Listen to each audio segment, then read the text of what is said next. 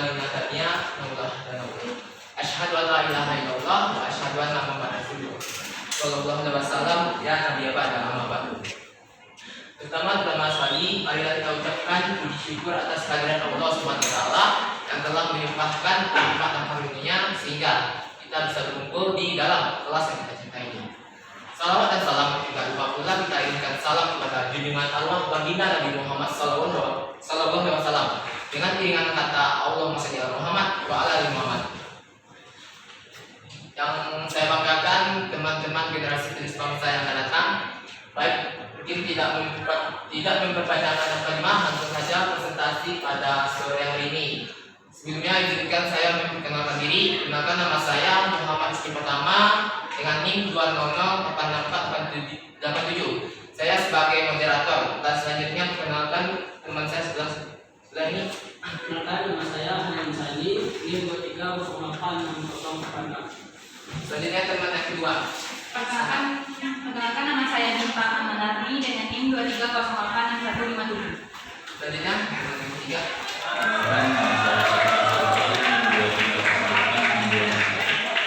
Baik, langsung saja ke materi itu tentang sistem pernapasan manusia. Untuk materi pertama akan dipresentasikan oleh Anan.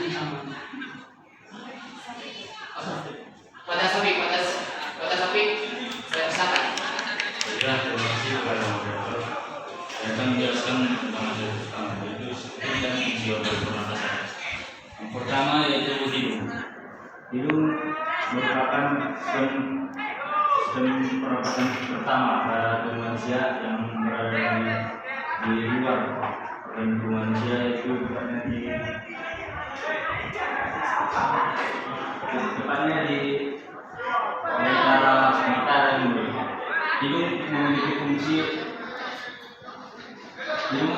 fungsi untuk menghirup udara yang masuk melalui lubang hidung dan akan disaring oleh rambut halus yang berada di dalam hidung tersebut. Kemudian rongga hidung dilapisi dengan membran mukosa yang banyak mengandung udara yang disebut mukosa hidung. Hidung terdiri dari bagian eksternal dan internal. Bagian eksternal hidungnya itu menempel dari wajah dan disangka oleh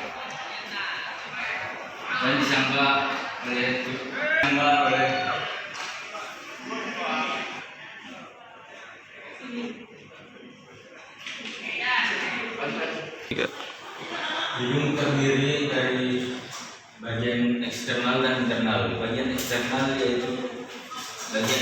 hidung yaitu menempel dari wajah dan disangka oleh tulang hidung dan kartilago. Bagian internal hidung yaitu terdiri dari rongga berlorong yang dipisahkan menjadi rongga hidung kanan dan kiri pada satu atau membagi vertikal yang sempit.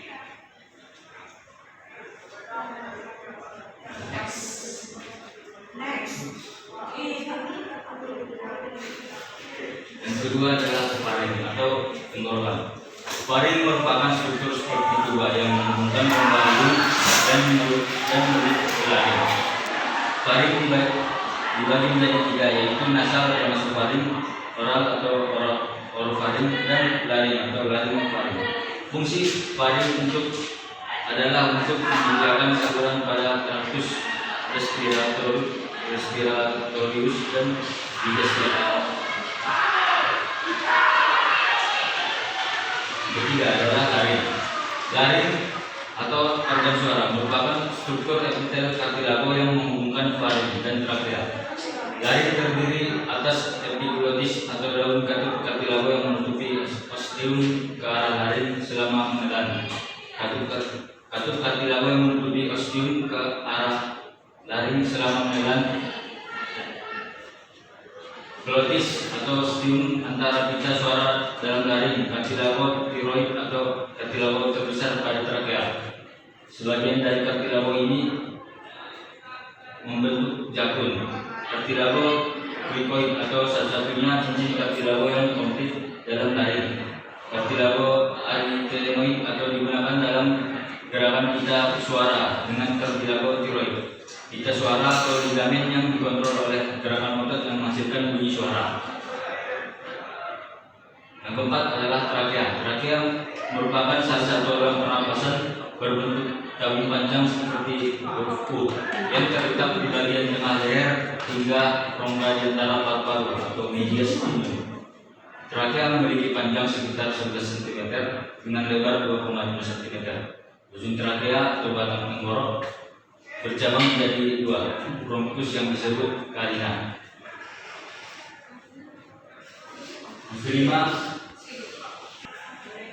Yang kelima adalah bronkus dan bronkiolus. Bronkus terbagi menjadi dua, yaitu bronkus kanan dan kiri. Bronkus berbaris ke kanan terdapat 3 lobus terbagi menjadi 10. Bronkus segmental dan bronkus berbaris kiri terbagi menjadi 9 bronkus segmental. Bronkus segmentalis ini kemudian terbagi lagi menjadi bronkus subsegmental yang dikelilingi oleh jaringan ikat yang memiliki arteri limfatik dan saraf. Bronkiolus adalah saluran udara di dalam paru-paru yang menghubungkan bronkus dan alveolus. Bronkiolus mengandung karakter submukosa yang memproduksi blender yang membentuk selimut tidak terputus untuk melapisi bagian dalam jalan napas.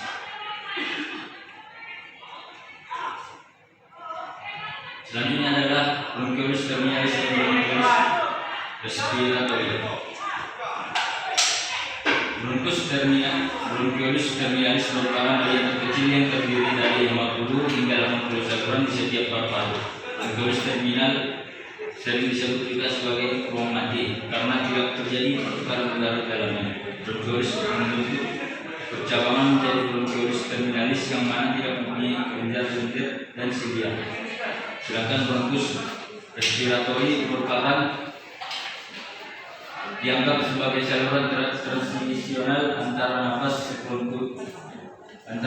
konduksi dan jalan udara pertukaran gas, dan juga sebagai saluran bronkiolus yang langsung mendistribusikan udara ke alveoli. Yang keenam adalah alveoli, merupakan tempat pertukaran gas O2 dan CO2.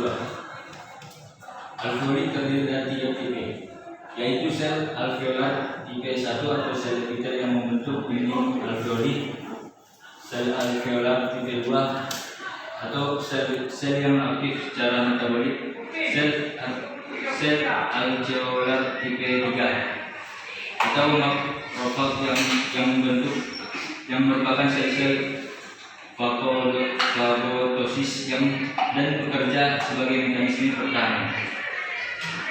Yang ketujuh adalah paru-paru. Paru-paru merupakan organ yang elastis berbentuk kerucut dan terletak dalam rongga dada atau toraks. Kedua paru dipisahkan oleh mediastinum sentral yang berisi jantung dan beberapa pembuluh darah besar. Setiap paru memiliki apeks dan basis. Paru kanan lebih besar dan terbagi menjadi 3 lobus oleh fisura interlobalis. Paru kiri lebih kecil dan terbagi menjadi 2 lobus. Lobus-lobus tersebut terbagi lagi menjadi beberapa segmen sesuai dengan segmen bronkusnya. Terima kasih. Saya kembalikan kepada moderator. Baik, terima kasih. Selanjutnya kita masuk materi selanjutnya yang disampaikan oleh Anan. Penanganan silakan. Baik, materi selanjutnya adalah mekanisme ventilasi dan transport oksigen. Nah, sebelum masuk ke mekanisme ventilasi, kita harus mengetahui apa itu ventilasi. Ventilasi itu sudah tidak asing lagi kita mendengar, seperti ini ventilasi. Apa sih ventilasi? Ventilasi itu adalah perpindahan udara masuk dan keluar udara. Nah, kemudian apa yang membuat udara itu berpindah? Udara itu berpindah karena adanya tekanan udara. Memang gimana sih cara tekanan udara itu? Udara itu berpindah dari tekanan tinggi ke tekanan rendah. Nah, tekanan-tekanan yang mempengaruhi udara masuk dan keluar dari paru-paru itu adalah tekanan pangko, intrapleural dan atmosfer. Nah, apa itu tekanan atmosfer? Tekanan atmosfer adalah tekanan yang dihasilkan oleh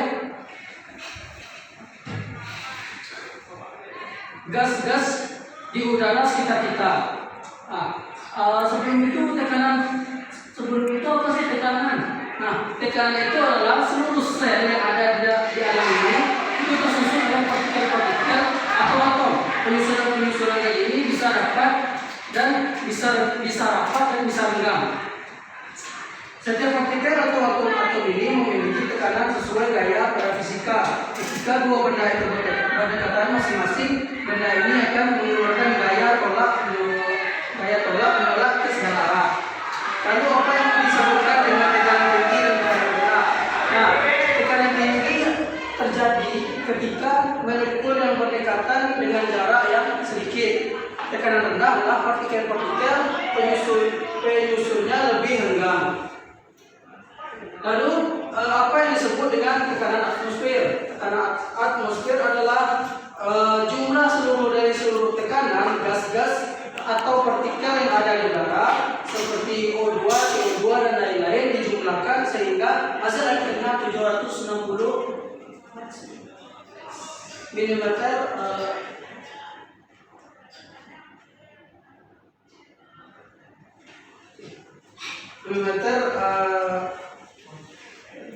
air raksa. Nah, yang kedua itu tekanan intrapulmonar.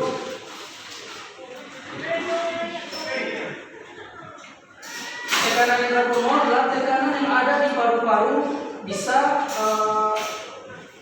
diatur. Nah, jadi ketika kita inspirasi maka tekanan dalam pulmo itu akan rendah, sedangkan ketika kita ekspirasi maka tekanan dalam pulmo akan tinggi. Bagaimana cara mengaturnya? Tubuh kita mengaturnya dengan cara mengontrolkan otot-otot pernapasan, lalu merelaksasikannya. Nah, ketika kita inspirasi maka otot-otot kita itu akan berkontraksi. Nah, dengan berkontraksinya otot ini akan memperluas atau membuat volume dari pulmo sehingga tekanan pulmo itu turun dan udara masuk. Nah, yang kedua itu mekanisme transportasi. Mekanisme transportasi adalah gas yang telah berdifusi ke dalam darah dapat mengalami beberapa kejadian, yaitu ada yang larut dalam plasma dan masuk ke dalam eritrosit dan berikatan dengan AB dengan eritrosit oksigen diangkut ke jaringan oleh sirkulasi sistemik, dan karbon dioksida juga diangkut oleh eritrosit diangkut dari jaringan ke alveoli melalui sirkulasi pulmonum.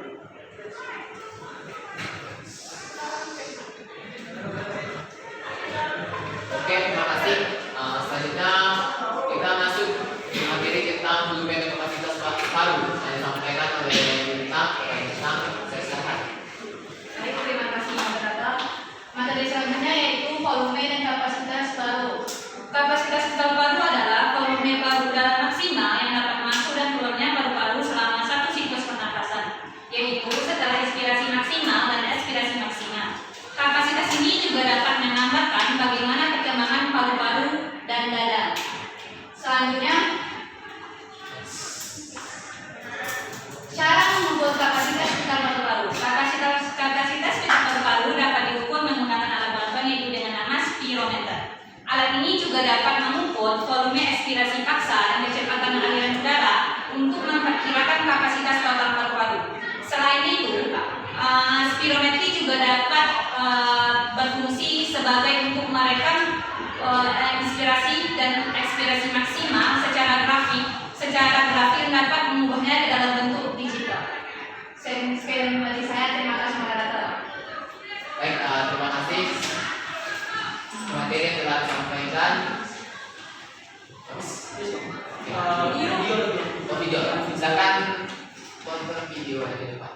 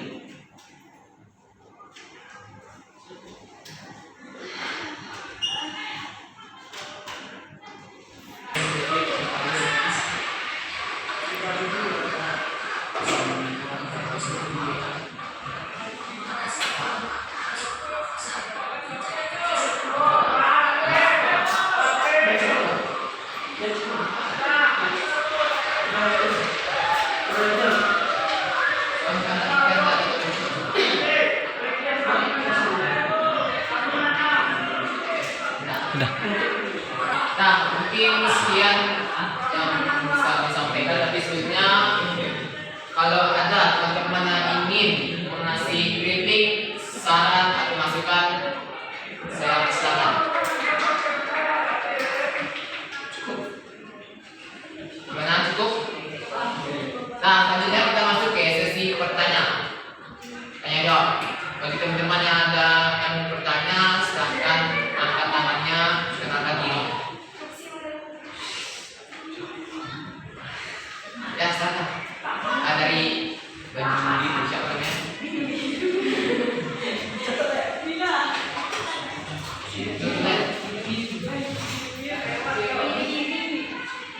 Baik, sebelumnya izin akademik Niati ingin bertanya.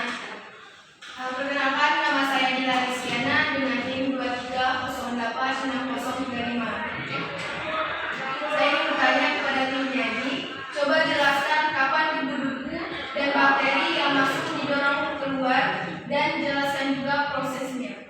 Apa? Kapan debu-debu dan proses. Baik, terima kasih. Oke, terima kasih. Nah, selanjutnya, ya silakan pada Kak Elvita. Baik, terima kasih moderator telah memberikan kesempatan saya bertanya. Pertanyaannya yaitu, perkenalkan nama saya Nur Aiman Nadira dengan NIM 23086079. Saya ingin bertanya, bagaimana proses gas karbon dioksida keluar dari tubuh? Terima kasih.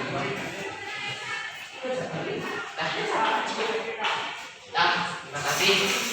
Mungkin izinkan kami beri beberapa waktu bagi teman-teman yang bisa menjawab atau yang ingin juga, silakan nanti disampaikan. Di sini kami akan mencoba menjawab pertanyaan dari kita, yaitu pertanyaan tentang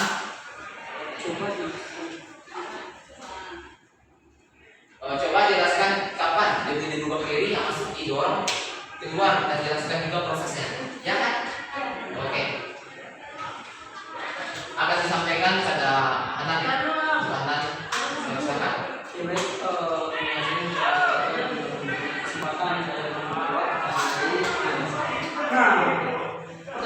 Pertanyaannya, kapan debu-debu bakteri yang masuk didorong keluar dan jelaskan juga prosesnya? Kapan debu-debu itu masuk? Debu-debu itu masuk dalam tubuh kita, ada beberapa mekanisme yang membantu mengeluarkan debu bakteri yang masuk. Salah satunya adalah melalui sistem pernapasan. Ketika debu-debu bakteri masuk dalam saluran pernapasan seperti hidung dan mulut, ada beberapa langkah diambil untuk mengeluarkannya. Yang pertama itu rambut-rambut halus yang disebut silia ada dalam saluran pernapasan kita. Silia ini bergerak secara berirama, ada iramanya untuk membantu mendorong debu dan bakteri keluar. Jadi rambut-rambut halus itu berirama satu arah. Oke. Mereka bergerak ke arah luar untuk mengeluarkan debu-debu, membawa partikel-partikel tersebut bersama dengan lendir yang ada di saluran pernapasan. Selanjutnya, lendir yang ada di saluran pernapasan juga membantu mengeluarkan debu dan bakteri. Lendir ini menangkap partikel-partikel tersebut membawanya ke tenggorokan. Dari sana kita bisa menelan lendir tersebut atau mengeluarkan melalui batu atau mesin. Proses ini adalah salah satu cara tubuh kita menjaga kebersihan. Dan kebersihan dalam pernapasan, namun penting untuk diingat bahwa jika ada masalah pernapasan yang berkelanjutan atau jika ada memiliki kekhawatiran kesehatan, sebaiknya konsultasi dengan dokter. Oke, sekian dari saya. Terima kasih. Nah, gimana tuh Mbak Dila?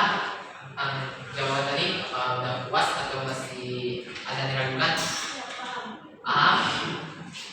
Oke, selanjutnya.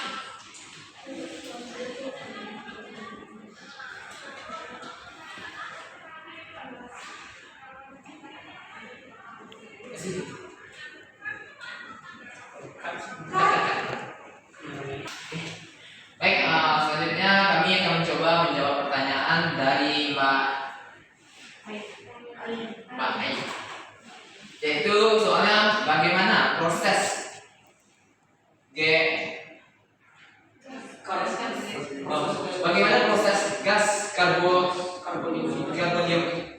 dioksida keluar dari tubuh.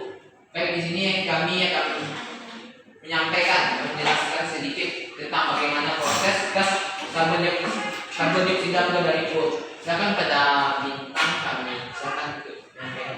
Bila itu menjawab pertanyaan lain, yaitu bagaimana proses gas karbon dioksida keluar dari tubuh.